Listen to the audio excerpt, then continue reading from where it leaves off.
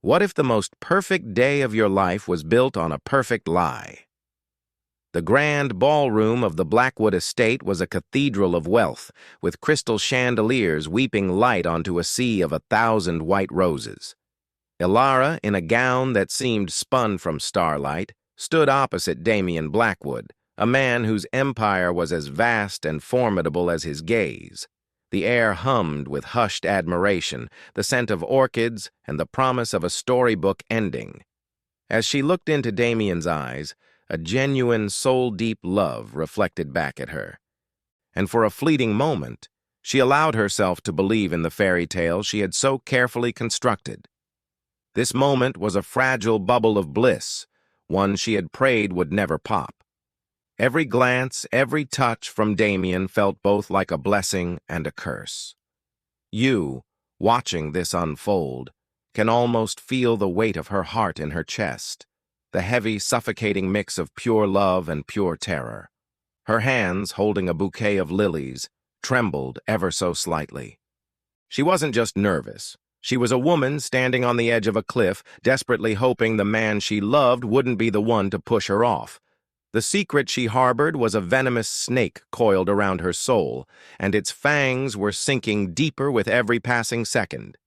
Just as the officiant began, "We are gathered here today," a sharp, authoritative voice sliced through the sacred silence. "Stop!" Every head swiveled towards the back of the ballroom. There stood Marcus, Damien's uncle and most trusted advisor, his face a mask of grim duty. He held up a tablet, its screen glowing ominously in the dim light. "This wedding cannot proceed. The woman you are about to marry is not who she says she is." A collective gasp echoed off the marble floors, but all Elara could hear was the shattering of her own world. What could Marcus possibly have discovered? Damien's expression barely flickered, a testament to the iron control that made him a legend in the business world. He turned his head slowly, his eyes narrowing on his uncle.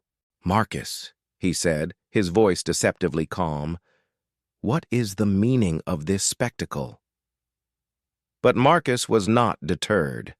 He strode down the aisle, the rhythmic tap of his expensive shoes sounding like a death knell to Elara. The guests parted for him like the Red Sea, their faces a mixture of shock, confusion, and morbid curiosity. Elara felt 1,000 pairs of eyes on her, stripping her bare, judging the woman they thought they knew. She wanted to run, to scream, to disappear into the very floorboards, but her feet were lead. Feel her panic, the frantic beat of her heart like a trapped bird against her ribs. This is the moment every liar dreads, the one where the light is thrown into the darkest corners of their deception. She risked a glance at Damien, searching for an anchor in the storm. But his face, once a landscape of love and adoration, was now a carefully blank canvas. The warmth in his eyes had been replaced by a chilling, analytical curiosity, and that terrified her more than any outburst of rage ever could. "This woman," Marcus announced, his voice booming through the silent hall as he arrived at the altar, "has played you for a fool, Damien. Her name is not Elara Vance." He turned the tablet to face Damien, displaying a grainy photograph of a young girl with Elara's eyes standing next to a weary-looking man. Below it, a scanned document, a birth certificate. "Her real name is Elena Petrov," Marcus declared, the name landing like a physical blow. "And her father was the man our family drove into absolute ruin 15 years ago." The room erupted in whispers. Was this a calculated act of revenge? The name Petrov hung in the air, thick and suffocating. It was a name synonymous with failure and tragedy in the Blackwood family history, a rival shipping magnate crushed under the ruthless expansion of Damien's father. Elara, or Elena, felt the blood drain from her face. Her meticulously crafted identity, the one that had granted her access to this world and, unexpectedly, to Damien's heart, had just been demolished. She was no longer Elara, the charming art curator. She was Elena, the ghost of a forgotten war, the daughter of a broken man who had died with nothing but ashes in his mouth. Imagine her shame, the burning humiliation that crept up her neck, hotter than any blush. She could feel her father's pain as if it were her own, a generational wound that she had promised to avenge. But somewhere along the path of vengeance, she had stumbled and fallen in love with the son of her enemy. The irony was a cruel, poetic tragedy. The whispers from the pews became a roar in her ears, each one a dagger of judgment. They saw a gold digger, a vengeful siren, but they couldn't see the woman who cried herself to sleep, torn between a daughter's duty and a woman's love. Damien remained unnervingly still, his eyes fixed on the tablet. He didn't look at Marcus. He didn't look at the shocked faces in the crowd. He slowly, deliberately, raised his head and looked directly at her.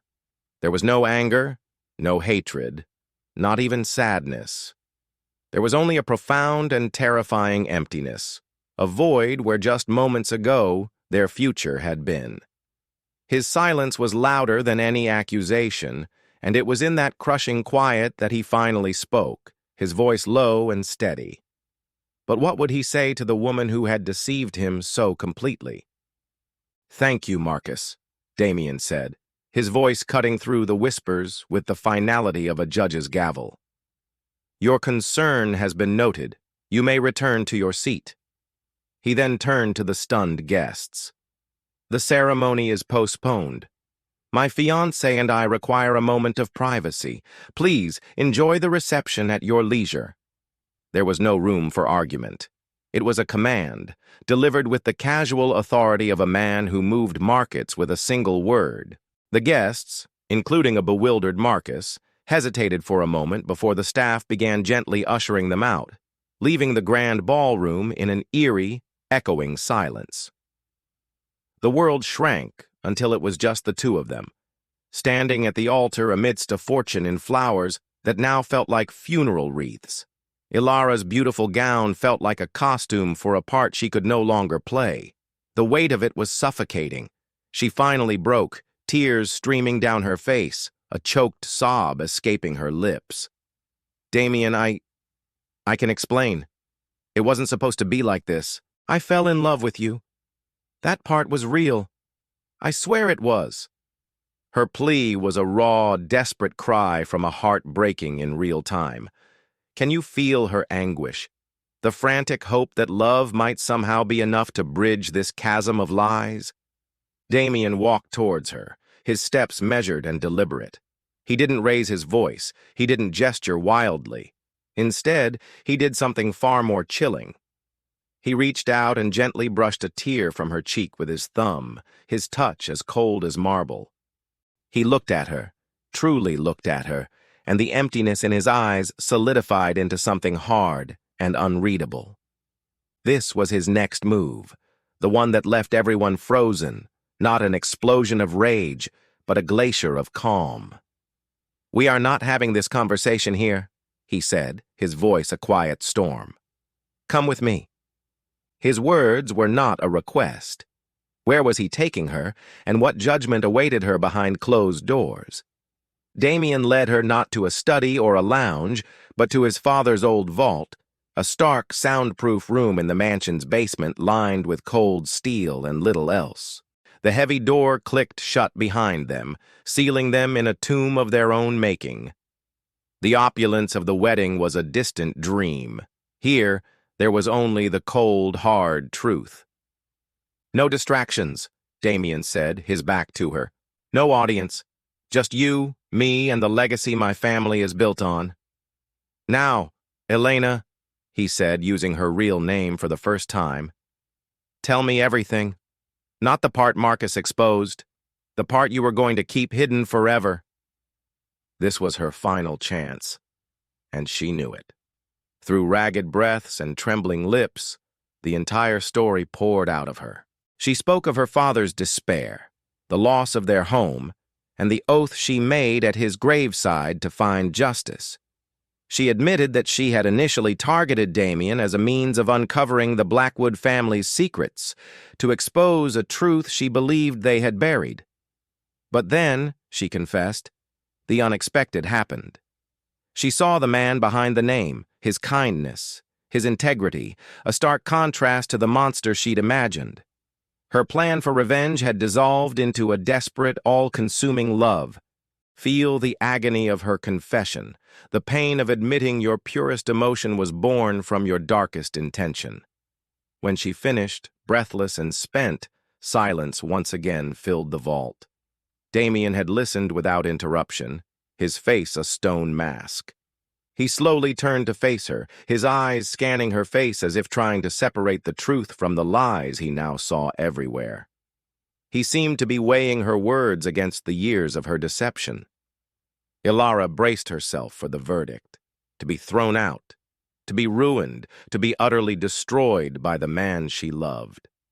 He took a step closer, his shadow falling over her, and spoke. "You believe you fell in love with me?" he stated, not as a question, but as a chilling observation. "But did it ever occur to you that I knew about you from the very beginning?" Elara's world tilted on its axis. The air left her lungs in a silent gasp. What do you mean, you knew?" she stammered, her mind reeling, unable to process the implication. Was this another layer of the nightmare? Had their entire relationship been some kind of cruel test? Damien's lips curved into a faint, mirthless smile that didn't reach his cold, calculating eyes. "I am my father's son, Elena. I do not build an empire without protecting it. I run extensive background checks on everyone who gets close to me. I've known you were Elena Petrov for 6 months. Every loving glance, every whispered secret, every shared dream replayed in her mind, now tainted with this new, horrifying knowledge. He knew all along. The emotional roller coaster plunged into a dark, terrifying abyss. He had been watching her, testing her, waiting for the moment she would break. Can you imagine the feeling of betrayal? Not just for her lie, but for his. Her elaborate deception was child's play compared to his silent, patient game of chess, where she was just a pawn. He had held all the power, every single second of their relationship. "Marcus didn't expose you today," Damien continued, his voice dropping to a conspiratorial whisper. "I allowed him to. I wanted to see what you would do when the walls closed in. Would you finally trust me enough to tell me the truth yourself?" He paused, letting the weight of his words crush her. "You didn't. You stood there, ready to carry your lie into our marriage." He took a step back, the final thread of intimacy between them snapping. "The wedding is over. Your plan for revenge is over." He looked at her, not as his bride, but as a strategic asset. "But your purpose in my life is just beginning." What could he possibly mean? Elara stood frozen, a pawn in a game she didn't even know she was playing. "My purpose?" she echoed, her voice barely a whisper. All the fight had drained out of her, replaced by a hollow confusion. She was no longer a vengeful daughter or a loving fiancée. She was an unknown variable in a billionaire's equation. Damien walked to a steel panel on the wall, pressing his thumb against it. It slid open to reveal not money or gold, but a single, pristine desk. On it lay a leather-bound folder. He didn't toss it at her. He placed it down with methodical precision. "My Uncle Marcus has been using my father's old, ruthless tactics to undermine our competitors, and he used your family's history to try and control me today," Damien explained, his tone shifting from cold fury to that of a CEO outlining a hostile takeover. "He is a relic of a past I intend to erase. You, Elena, with your intimate knowledge of what that past truly cost people, are the perfect instrument to help me do it." He opened the folder. It wasn't divorce papers or a restraining order. It was a contract, a proposal for a partnership. It offered her a chance for real justice, not petty revenge. He would help her restore her family's name and provide restitution, not as a husband, but as a business partner. In return, she would use her story and her drive to help him dismantle the corrupt parts of his own legacy, starting with Marcus. It was a cold, transactional, and brilliant move. He wasn't offering her his heart, which she had broken, but a chance to fix the world his family had helped shatter. He pushed the folder and a pen across the desk towards her. The fairy tale was dead, but something else, something real and dangerous, was rising from its ashes. Would she sign her name, trading the dream of a bride for the reality of a warrior?